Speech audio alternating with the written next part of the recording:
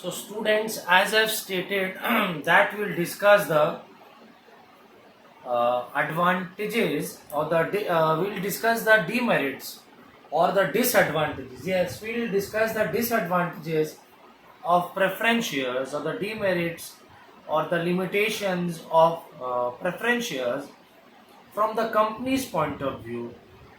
So there are certain disadvantages or demerits which I have written there in the board. So first one, the demerits is costly source. Second one is permanent burden. Third one is legal formalities, and fourth one is low appeal. So now we'll discuss about the disadvantages of preference share. Where in the first point it is written, it is of costly source. So the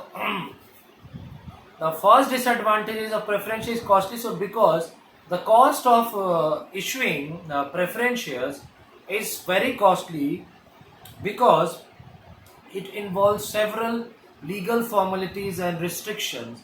So the cost of issuing preference shareholders compared to other classes of securities and shares is costly. So the cost of raising finance, the cost of raising finance, the cost of raising funds from the public, because the cost of these preference shares, preference securities is high. The cost of raising finance through preference shares is greater than that of debentures, and therefore if you compare with the other classes of securities such as debentures and equity shares, so the cost of issuing these shares is of costly source and it is not deductible at tax also. So the cost of issuing and raising finance through preference shares is greater than the cost of debentures and other shares, and therefore it is not deductible for tax purposes also. Now we move to the next point, that is permanent burden. As I have mentioned earlier, that preference shareholders will get their timely dividends, that is stable and regular dividend. So it becomes a permanent burden on the company's shoulder. Even if the company is going through losses or incurring losses, that also, even in the case of cumulative preference shares, the company has to pay the dividend to the cumulative preference shareholders. So that becomes a permanent burden on the company.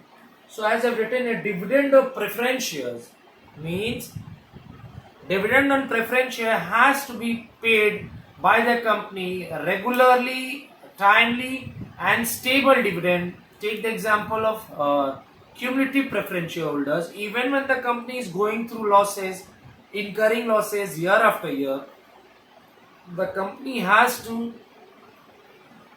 pay the dividends.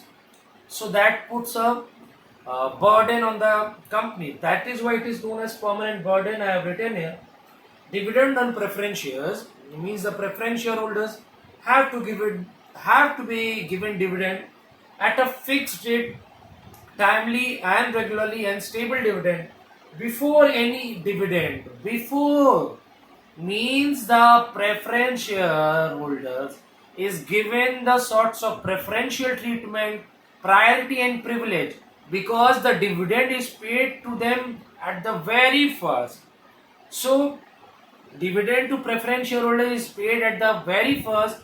So and it is also given timely, regularly and stable.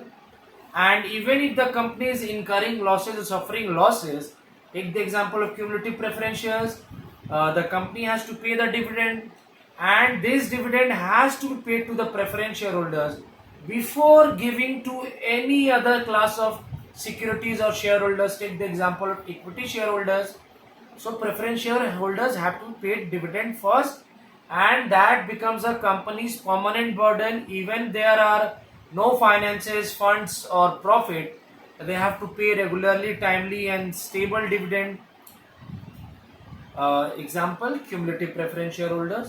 Now we move to the next disadvantage, that is legal formalities. So from the company's point of view, preference shareholders or the preference shares and issuing preference shares involves a lot of severe legal formalities, and all the restrictions are put up. So redemption of preference share means, redemption means a refundable or repayable. Redemption of preference shares means how it is paid back. Redemption of preference shares involves several legal formalities, and several legal restrictions are there. Now we move to the fourth disadvantage of preference shareholders from the company's point of view, that is low appeal. Low appeal means it is a bit less appealing to the investors. It has a very little appeal among the investors. So, because as I stated earlier, the preference shareholders are a bit of cautious, very skeptical and conservative type of investors. They choose those sorts of investment where the timely and regularly stable investment dividends are paid, and the refund of capital is also very much 100% guarantee. So, cautious and conservative investors choose preference shares and debentures, while the risky and the bold adventurous investors choose equity shares. But the appeal, there is very little appeal, there is very little shareholders which choose preference shareholders, because the cost of raising finances from the preference shareholders is very less. So as I've written, a low and little appeal to preference share, and the company can raise finances to an extent. A company can raise finance to a limit through preference shares. So this is the disadvantages of preference shareholders from company's point of view. So all of you please go through it very carefully, minutely, attentively, and sincerely, and do listen to the audio clips and watch the entire video several times, so as to grasp the meaning of it, to catch the meaning of it.